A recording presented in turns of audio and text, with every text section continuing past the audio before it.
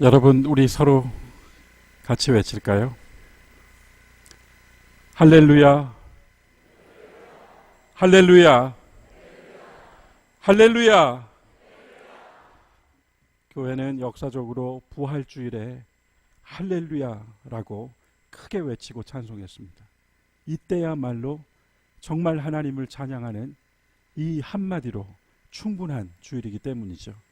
그리고 이 주일이야말로 그 어떤 날들과는 비교할 수 없는 우리에게는 가장 큰 기쁨의 주일이죠. 오늘은 특별히 온가족 주일 예배로 이렇게 어린이들과 청소년들이 함께 자리했어요. 아마 우리 친구들에게는 다소 힘들 수도 있는 이 2부 예배입니다만, 제가 알기로 우리 초등교회 어린이들 또 초동의 청소년들 누구보다도 착하고 또 정직하고 아마 예배도 잘 드리는 사람들이라고 제가 들었습니다. 오늘 우리 친구들, 오늘이 부활주일이에요. 부활주일은 예수님께서 모든 사람을 위하여 십자가에서 죽으시고 사흘 만에 다시 살아나셔서 모두에게 나타내 보이신 것을 기념하는 주일이에요. 여러분들을 위해서도, 우리 엄마 아빠와 할머니 할아버지들을 위해서도 주님께서 죽으셨고 또 우리에게 영원한 생명을 주시려고 부활하셨습니다. 오늘 우리 친구들이 이 부활주일을 기억하고 우리 초동교회가 온가족 예배를 늘 이렇게 정하여 드리는 것, 적어도 우리 어린 시절처럼 부모님과 함께, 어른들과 함께 조금 졸고 몸도 이리저리 움직이면서 힘들었지만 그래도 함께 예배드렸던 그 주일 예배의 기억을 우리 어린이들에게도 꼭 남겨주고 싶어서, 훗날 성인이 되어서 여러분들이 다 커서 이렇게 엄마 아빠 할머니 할아버지들과 함께 예배드렸던 장면을 다시 한번 떠올려 볼 수 있게 해주려고 온가족 예배 이렇게 드립니다. 혹여 우리 친구들이 지루하고 힘들어서 조금 움직이더라도 아마 우리 모두 관대하게 우리 친구들이 정말 예배를 잘 드리고 있구나 하는 대견한 마음 가지고 오늘 이 온가족 예배 함께 드릴 수 있을 것 같아요. 아울러 여러분, 오늘 얼마나 성가대가 아름답게 찬양했습니까? 교인된 마음으로가 아니라 주님의 마음으로, 예수님 들으셨을 때 이러셨을 것이다 하는 마음으로 큰 박수를 부탁드리겠습니다.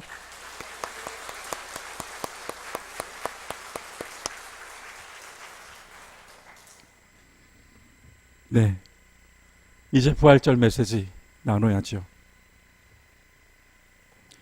주님의 부활과 우리들의 부활과 나의 부활, 결국 이것이 하나의 궤를 가져야 될 것인데 과연 이 쉬운 일이었던가요?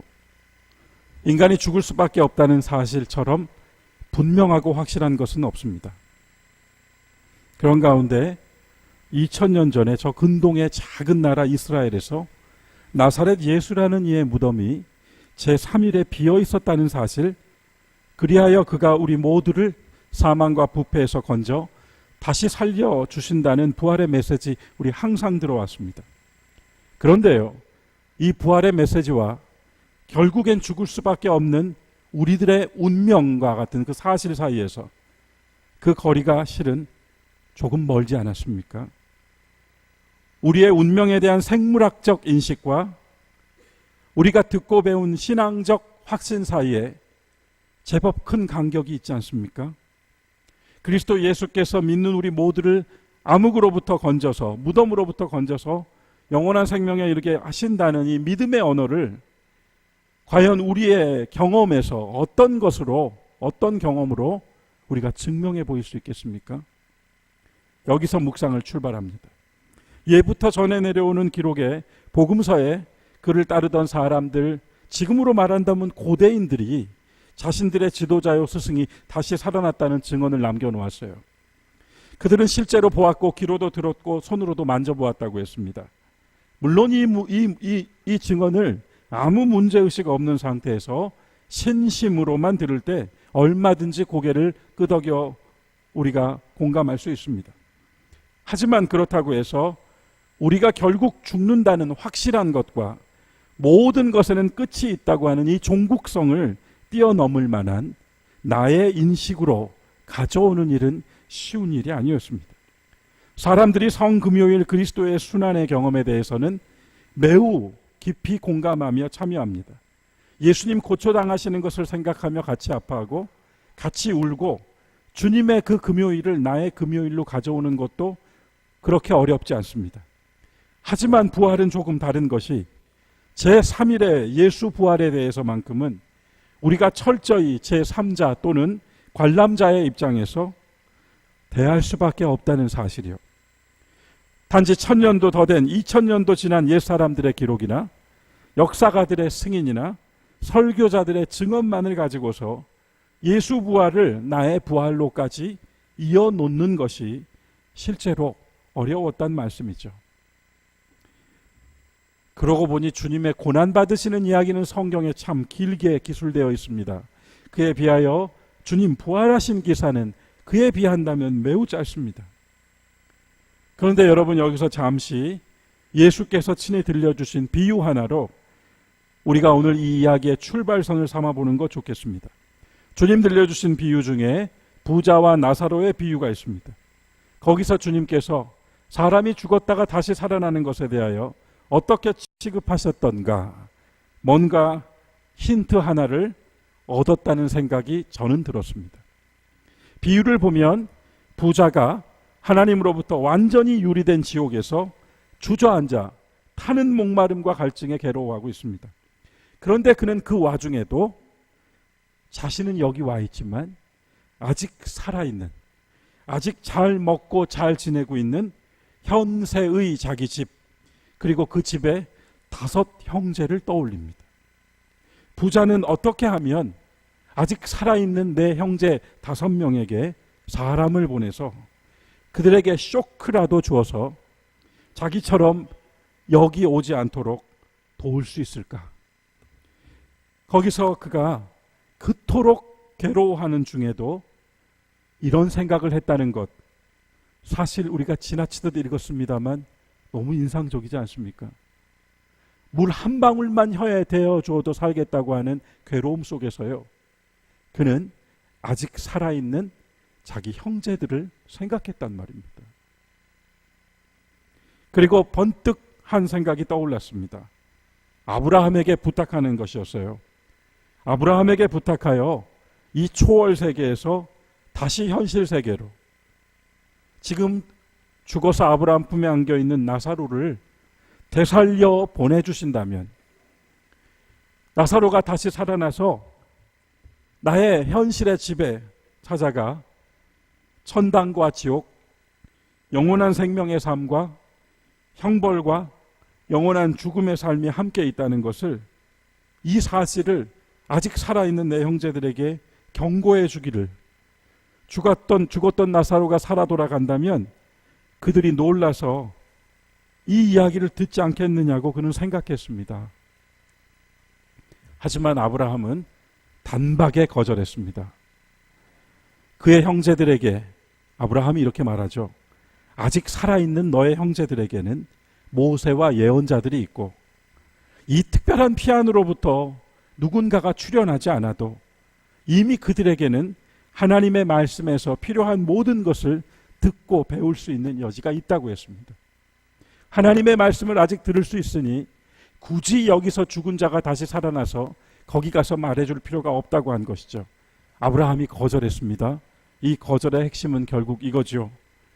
이 5 형제가 아직도 귀를 닫고 마음을 닫고 자신이 살고 있는 세계에 그리 매달려 바쁘다면, 거기에 모든 것을 걸어놓고 살고 있다면 죽었던 나사로가 다시 살아나서 가도 안 되는 일이라는 거예요. 누가 죽음의 영역에서 다시 현실로 돌아간다 할지라도, 그리고 목격한 실상을 들려준다 할지라도 안 믿을 사람은 믿지 않습니다.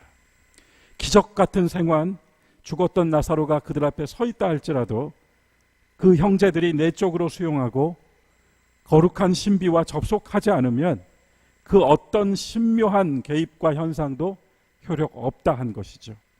요즘 말로 하면요, 그건 이벤트에 불과한 것입니다.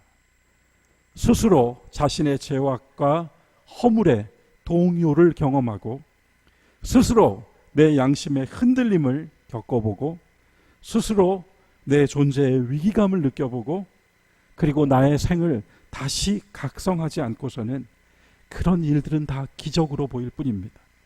기적은 기적일 뿐 나에게는 예외일 수도 있단 말씀이죠. 나사로가 다시 살아난 것이 나와 무슨 상관인가 그리 말할 수도 있는 것입니다. 부활 소식이 전해진 제3일 안식 후 다음 날 아침 모여있던 제자들도 처음엔 그랬습니다. 그들도 처음 들었을 때에는 믿지 못했습니다. 그러나 그들이 주님의 빈 무덤을 찾아가 보았을 때 그들은 이내 다 받아들여 버립니다. 어쩌면 그때 그들은 내가 박해받고 죽어 3일 만에 부활할 것이라고 했던 세 번이나 들려주신 주님의 예고하신 말씀을 떠올렸을 수도 있습니다. 그리고 그들이 제자들이 빈 무덤을 보았을 때 뭔가가 선명해졌습니다. 아니었다면 호사가들이 말하듯 시체가 도난당했다거나 누군가 다른 곳으로 옮겨놓고 부활이라고 했다거나 감추어 놓았다거나 하는 말들이 함께 전승됐을 수도 있습니다. 왜냐하면 그런 말들이 훨씬 더 누구에게나 설득력 있고 가능할 법한 이야기이기 때문이죠. 하지만 여러분, 제자들은 그런 말들을 일체 전하지 않았습니다. 제자들과 여인들은 오직 주님이 부활하셨습니다. 진실로 부활하셨습니다. 이 말만 전했습니다. 그렇다면 부활은 단지 기적일까요? 여러분, 부활은 기적입니까? 기적은 신앙의 불꽃이 잠깐 반짝이게 할 수는 있을 것입니다. 하지만 아무리 기적이 일어났어도 시간이 흐르면 그것도 잊혀지고 말들이 더해지면 구겨집니다. 우리는 매 순간 기적을 살 수도 없습니다. 오히려 우리는 아무 일도 일어나지 않는 그 대부분의 평범한 나날을 보내고 있습니다. 더하여 사계절의 변화를 늘 마주합니다. 셀 수 없는 상황과 사건들이 늘 찾아옵니다. 예수님께서 분명 그분의 행적 가운데 기적들을 행하셨지만 주님은 기적으로 복음 전하시지 않았습니다. 다른 사람 구원하였던 너 자신을 구원하여 보라, 그렇게 저들이 조롱하고 멸시했을 때 반응하지 않으셨습니다. 표적을 보이면 믿겠노라 했지만 요나의 표적밖에 보여줄 것 없다 하시고 거부하셨습니다. 주님은 충분히 기적으로 나타내 보일 수 있었지만 기적으로 사람들을 모으시지 않았습니다. 믿음은 화려한 불꽃놀이에서 만들어지지 않습니다. 믿음은 저와 여러분 속에서 스파크가 일어나 이루어질 수 있습니다. 그 스파크는 성령께서 붙여주시는 겁니다. 마리아와 제자들이 빈 무덤을 보았습니다. 거기 예수님을 두르고 있던, 죽음을 두르고 있던 것들이 잘 개어져 있는 것도 보았습니다. 그러나 그들은 단지 빈 무덤만을 보고 부활을 증거한 것이 아니었습니다. 저는 그렇게 생각합니다. 제자들은 빈 무덤을 보았을 때 동시에 아주 선명한 그림 하나를 보게 되었습니다. 지금까지 자신들이 알고 있었던 것들, 내 이해력으로 글이 될 것이라 생각했던 것들, 이치들, 경험들이 모두 무색해져 버리는 그런 순간이었습니다. 여러분, 하얀 종이를 하나 떠올려 주세요. 지난 3년 동안 주님과 함께 하면서 그들은 많은 경험을 했습니다. 그때마다 그 하얀 종이 위에 점이 찍혀지듯 그들은 그 순간순간 주님의 어떠함을 느꼈습니다. 그리고 그 찍힌 점들이 빈 무덤 앞에서 마침내 선으로 이어져 보고 놓고 나니 뭔가 하나가 그림이 되었다는 것이죠. 너희 죄가 용서받았다. 너의 믿음이 너를 구원하였다. 나도 너를 정죄하지 않겠다. 가서 다시는 죄를 짓지 말라. 에바다 하고 외치셨을 때 누군가 눈을 떴고, 달리다굼 하셨을 때 누군가 벌떡 일어났습니다. 병자를 치유하고 귀신 들린 자, 억눌린 자를 자유케 하시고 공경에 처한 자를 도우시고 죄인을 용서하고 무너진 사람들에게 새로운 삶을 부여하셨던 지난 3년간의 그 점들이 하나로 다 이어놓고 보니 빈 무덤에서 예수 그리스도가 선명하게 보였던 것이죠. 그리고 그들은 분명 느꼈습니다. 이분은 우리와는 다른, 완전히 다른 어떤 생명의 원천으로부터 공급받는 능력과 힘으로 이 모든 일을 해오셨다. 3년 동안 함께하면서 지켜보면서도 각자 자신들이 꿈꿨던 이상만 가지고 있었습니다. 제자들은 예루살렘을 꿈꿨고 보호자를 생각했으며 좌편과 우편에 앉는 것 생각했고 우리 중에 누가 큰가를 주목했습니다. 그런데 빈 무덤 앞에서 그들의 눈을 가리고 있던 수건이 벗겨졌습니다. 그 모든 장면들이 이어져 결국 예수 그리스도가 선명하게 빛나는 것이 보였습니다. 마치 저 스테인드 글라스의 조각들이 각각으로 있을 때는 그냥 하나이지만 저것이 모아져서 하나의 그림으로 완성되듯 그들은 빈 무덤을 보고 부활을 본 것이 아니라 지난 3년 아니 지난 모든 세월 동안 그리스도와 함께했던 모든 경험들이 다 이어져 무엇인가 하나님께로부터 나타난 어떤 은혜를 확인하게 되었던 것이죠. 내가 참 당신을 몰랐습니다. 잘못 봤습니다. 내가 보고 싶은 대로 봤습니다. 아니 보고 싶은 것만 봤습니다. 그러나 나는 이제 봅니다. 흐릿하게 보는 것이 아니라 분명하게 봅니다. 결국 예수 그리스도 그분을 봅니다. 갑자기 이런 깨달음이 그들에게 왔습니다. 동시에 속에서 뜨거워지는 것을 느꼈습니다. 집으로 내려가는 엠마오의 두 제자들, 슬픈 얼굴로 무언가 이야기를 주고받았다고 하지요. 그 길이 다정히 버타여 즐거운 담소를 나누는 길은 결코 아니었겠죠. 예수님과 함께 보낸 지난 세월의 탄식도, 그리고 거기서 허비해버렸다고 여겨지는 세월의 한탄도, 그렇게 외톨이가 되어버린 것 같이 느껴져 서로를 위로하는 말들도 나눴을 겁니다. 그리고 무엇보다도 내가 예수님 선택해 여기까지 왔는데 이렇게 고향으로 돌아가니 나 자신에게 무언가 해줄 말이 좀 필요하다 생각했을지도 모릅니다. 그런데 그때 한 남자가 끼어들었습니다. 걸어오는 길을 보면 그도 분명 이 제자들과 마찬가지로 예루살렘에서 나왔을 텐데 외계인 같은 말만 합니다. 거기서 무슨 일이 일어났습니까? 아니 거기 있었다면서 거기서 무슨 일이 일어났는지 모른단 말이요. 나사렛 예수요. 그는 하나님과 모든 백성 앞에서 말과 일에 능한 선지자였소. 그런데 이 엠마오의 두 제자들이 본문을 보시면 우리라는 말을 어디다가 갖다 붙이는가 하면 예수님을 죽인 대제사장들에게 붙입니다. 우리 대제사장들과 관리들이 사형 판결에 넘겨주어 십자가에 못 박았소. 우리는 이 사람이 이스라엘을 속량할 자로 그리 여겼소. 이뿐 아니라 이 일이 일어난 지 사흘째인데 우리 중에 어떤 여자들이 우리를 놀라게 하였소. 새벽에 무덤에 갔더니 시체는 보지 못하고 그가 다시 살아났다는 천사들의 말만을 전하였소. 그런데요, 그렇게 이야기를 전하면서 본문 24절은 하지만 예수는 보지 못하였느니라 합니다. 그리고 28절, 그들이 가는 마을에 마침내 가까이 가매 예수께서 더 가려고 하시니 주님은 아직 더 가야 할 길이 있었습니다. 그러나 그들이 주님을 초대하죠. 오늘 밤 여기서 함께 머뭅시다. 30절, 그들이 함께 음식 잡수실 때 떡을 가지사 축사하시고 떼어 그들에게 주시니 마침내 31절, 그들의 눈이 밝아져 그인 줄 알아보았을 때 예수는 그들에게 보이지 않더라. 여러분, 우리 함께 32절을 같이 읽어보면 좋겠습니다. 한 목소리로 읽읍시다. 그들이 서로 말하되 길에서 우리에게 말씀하시고 우리에게 성경을 풀어주실 때 우리 속에서 마음이 뜨겁지 아니하더냐 하고 다시 말하겠습니다. 믿음의 언어로 전해받은 부활의 소식, 당연히 의심의 여지 없습니다. 그러나 내 삶의 언어로 이해하려고 들면 사실 조금 멀어질 수 있습니다. 더 나아가 나의 부활, 나도 부활할 것이다 라고 상정하며 소망의 언어로 이 부활의 이야기를 접하면 좀 더 막연해질 수도 있습니다. 저는 지난 성금요일 기도회에서 나의 하나님 어찌하여 나를 버리셨나이까 하는 주님의 이 탄식과 절규를 함께 주목했습니다. 주님은 왜 나를 버리셨냐고 하나님을 향하여 외쳤지만 실은 그 순간 그가 했던 그 말은 즉흥적으로 고통 중에 한 말이 아니라 오래전 다윗이 시편 22편에서 하나님을 향하여 기도했던 소리입니다. 예수님은 그 고통의 순간에 완전히 단절되어 버린 것 같은 시간 위에서 옛 사람 다윗의 시편을 읊조리며 하나님을 붙잡고 있었습니다. 그래서 저는 말했습니다. 그때 주님은 왜 나를 버리셨냐고 외쳤지만 주님은 그때 버림받지 않았습니다.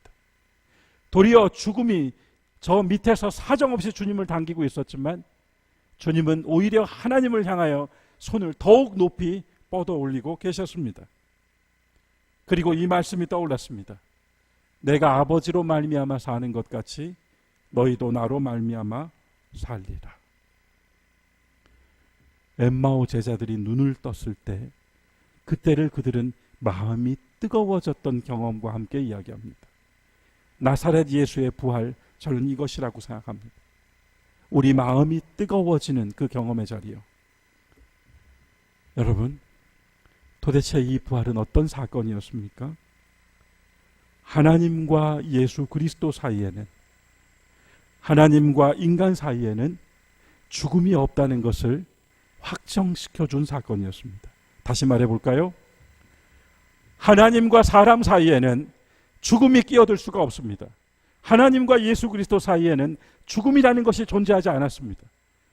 인간과 인간 사이에는, 인간과 세상 사이에는, 세상과 세상 사이에는 우리의 육신의 삶으로는 죽음이 있습니다. 하지만 하나님과 인간 사이에는 절대로 죽음이 끼어들 수가 없는 것이 하나님은 생명의 원천이시기 때문입니다.